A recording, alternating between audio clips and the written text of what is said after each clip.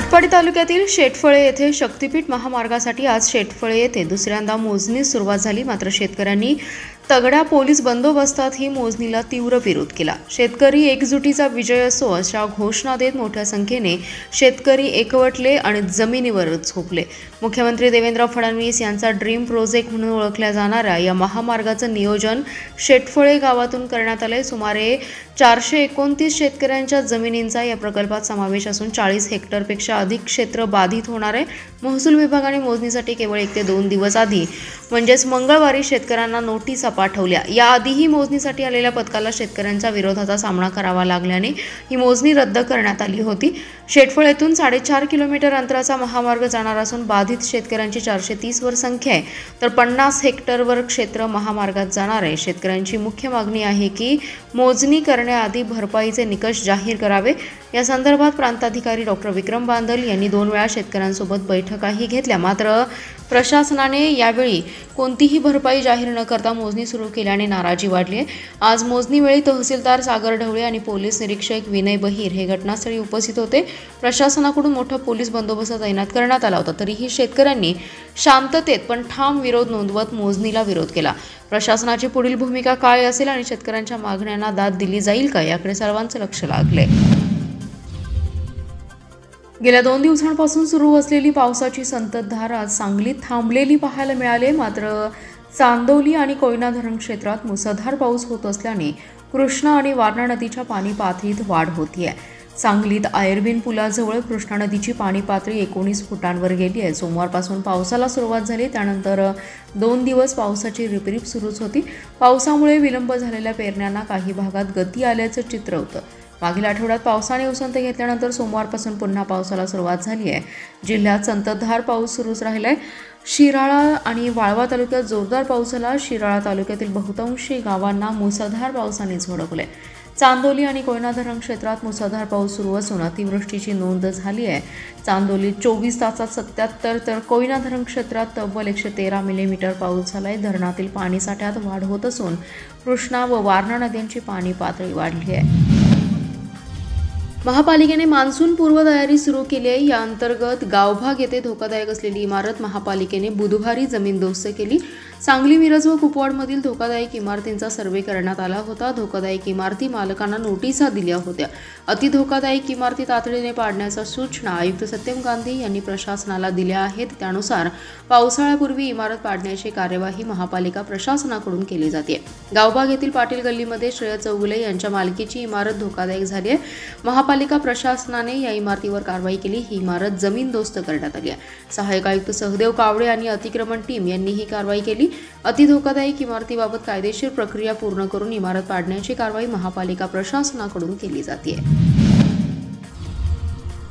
देशात 1975 ते 1977 या कालावधीत आणीबाणीच्या काळात तुरुंगवास भोगावा लागलेल्या जिल्ह्यातील 47 लोकतंत्र सेनानींचा सत्कार जिल्हाधिकारी अशोक काकडे यांच्या हस्ते सन्मानपत्र आणि गुलाबपुष्प देऊन केलाय। जिल्हाधिकारी कार्यालयाच्या जिल्हा नियोजन समिती सभागृहात आयोजित या कार्यक्रमास माजी मंत्री अण्णासाहेब डांगे, अप्पर जिल्हाधिकारी सुशांत खांडेकर, प्रभारी निवासी उपजिल्हाधिकारी अजय पवार आदी जण उपस्थित होते। आणीबाणीला 50 वर्ष पूर्ण झाली आहेत।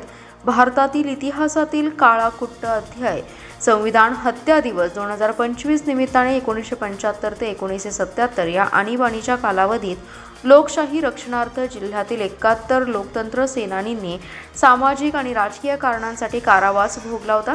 त्यांच्या या योगदानाबद्दल या व्यक्तींना सन्मानपत्र देऊन गौरवण्याच्या सूचना शासनाकडून प्राप्त झाल्या होत्या। उपस्थित 47 व्यक्तींचा सन्मान या कार्यक्रमात करण्यात आला। यावेळी जिल्हाधिकारी अशोक काकडे म्हणाले, भारताची लोकशाही जगात सर्वात मोठी आणि प्रगल्भ आहे। या लोकशाहीचं रक्षण करण्याप्रती सर्वांनी कटिबद्ध राहावे। यावेळी अण्णासाहेब डांगे, श्रीकांत शिंदे, प्रदीप ओगले यांनी मनोगतात त्यावेळेचे अनुभव कथन केले। तहसीलदार अमोल कुंभार यांनी सूत्रसंचालन केलं। रोपट्यास जल अर्पण करून या कार्यक्रमास प्रारंभ झाला। महापालिका क्षेत्रातील शाळांना आवश्यक त्या सुविधा देण्यासाठी जिल्हा नियोजन समितीमार्फत निधी दिला जाईल अशी ग्वाही जिल्हाधिकारी अशोक काकडे यांनी दिली आहे। लोकहित मंचच्या वतीने येथील शामराव नगर परिसरातील महापालिकेच्या डिजिटल शाळा नंबर 11 मध्ये जिल्हाधिकारी अशोक काकडे यांच्या हस्ते विद्यार्थ्यांना वह्यांचं वाटप आणि शाळेच्या आवारात वृक्षारोपण करण्यात आले। यावेळी ते बोलत होते। या कार्यक्रमाला लोकहित मंचचे अध्यक्ष मनोज भिसे, माजी नगरसेविका स्नेहल सावंत, माजी नगरसेवक नसीमा नाईक, माजी नगरसेवक अभिजित भोसले, सामाजिक कार्यकर्ते रज्जाक नाईक आदी जण उपस्थित होते। जिल्हाधिकारी अशोक काकडे म्हणाले की शाळेची प्रगती ही शाळेच्या इमारतीमध्ये अथवा शाळेच्या सोयी सुविधांमध्ये नसते तर ती शाळेत शिकणाऱ्या विद्यार्थ्यांमध्ये असते। ही मुले मोठी झाली, आपला नावलौकिक कमवला तरच शाळा मोठी होते। शाळेमध्ये ज्या ज्या सुविधा उपलब्ध नाहीत त्या जिल्हा नियोजन समितीच्या माध्यमातून देऊ। भविष्यकाळात नावलौकिक कमवणार असल्याने या पिढीला शिक्षकांनी चांगल्या रीतीने घडवावं।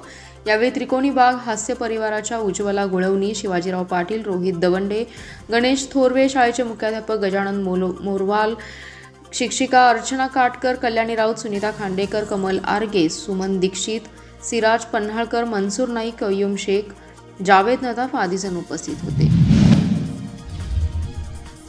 चांदोली धरणासह परिसरात सध्या जोरदार पावसाची अतिवृष्टी होत आहे। वादळी वारे व पाऊस यामुळे ठिकठिकाणी झाडे उन्मळून पडत आहेत। पावसाच्या अतिवृष्टीने शिराळा तालुक्यातील मंदूर येथील शिवाजी आनंदा चौगुले यांच्या जनावरांच्या गोठा वजा घराची दगडमातीची भिंत कोसळली आहे। सुदैवाने तिथं कोणी नसल्याने कोणताही अनर्थ घडला नाही। तर मंदूर येथीलच भगवान नथुराम पाटील यांच्या गोबर गॅसच्या शेजारी असलेले फणसाचं झाड उन्मळून पडल्याने गोबर गॅसच्या पाईपलाईनचं नुकसान झालंय। तरी संबंधित प्रशासन विभागाने याची पाहणी करून नुकसान भरपाई देण्यात यावी यासाठी प्रयत्न करणं गरजेचं आहे अशी मागणी केली जाते।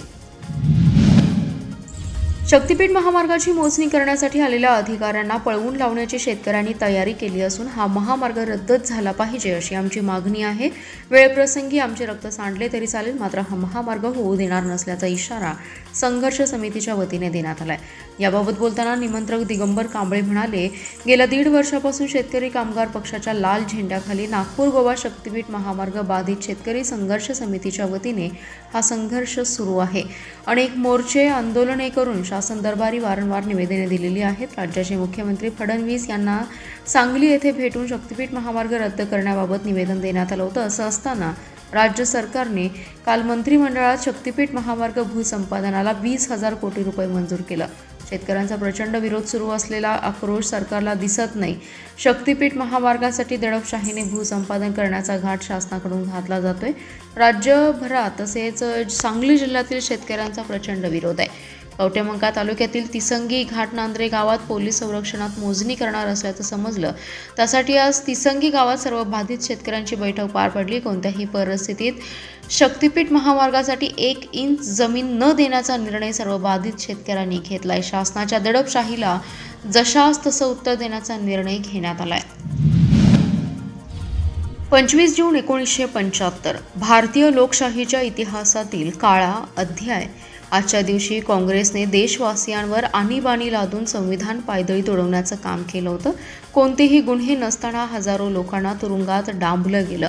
पत्रकारांचं तोंड बंद करण्यात आलं आणि नागरिकांचे मूलभूत हक्क हिरावून घेण्यात आले। या दुःखद अध्यायाचं स्मरण ठेवण्यासाठी आणि लोकशाहीच्या संरक्षणासाठी लढा देणाऱ्या सर्व स्वातंत्र्य सेनानींचे आज आमदार सुधीरदादा गाडगीळ यांच्या जनसंपर्क कार्यालयामध्ये सत्कार करण्यात आले आणि त्यांचे आभार मानण्यात आले। यावेळी आमदार सुधीर गाडगीळ म्हणाले की भारताच्या माजी पंतप्रधान इंदिरा गांधी यांनी 25 जून 1975 रोजी देशात आणीबाणी जाहीर केली होती। इंदिरा गांधी यांच्या निर्णयाला आज 50 वर्ष पूर्ण झाली। देशातील एका काळ्याकुट्ट अध्यायाला आज 50 वर्ष झाली आहेत। त्यामुळे संविधान आणि संविधानिक व्यवस्था आणि लोकशाही पायदळी तुडवणाऱ्या काँग्रेस पक्षाने लिहिलेल्या या अध्यायाला 50 वर्ष झाली एवढंच म्हणावं लागेल। जुने दिवस कधी विसरायचे नसतात, ते सतत आपल्याला लढण्याचं बळ देत असतात। महामानव भारतरत्न डॉक्टर बाबासाहेब आंबेडकर जिवंत असताना त्यांचा विचार कधी काँग्रेसने स्वीकारलेला नाही आणि आणीबाणी तर त्यांनी दिलेल्या पवित्र संविधानावरच सूड उगवण्याची भूमिका घेतली। 3 लाखांवर लोकांना तुरुंगात टाकण्यात आलं होतं। आज जी अवस्था पाकिस्तानची आहे तीच भारताचीही झाली असती। आज जी लोकशाही जिवंत आहे ती 50 वर्षांपूर्वी संघर्ष केलेल्या त्या नेत्यांमुळे। आज आणीबाणीपेक्षाही त्या नेत्यांचं स्मरण अधिक आवश्यक असल्याचं ते म्हणाले। सांगली, हातकणंगले, किर्लोस्करवाडी, कराड, जत रोड, कवठेमहांकाळ, भिलवडी रेल्वे स्टेशनच्या मागण्या पूर्ण न केल्याने आषाढी एकादशी दिवशी म्हणजेच 5 जुलैला सांगली स्टेशनवर शांतिपूर्ण जनआंदोलन करणार असल्याचा इशारा सांगली जिल्हा जागृती मंचचे सतीश साखळकर यांनी दिलाय।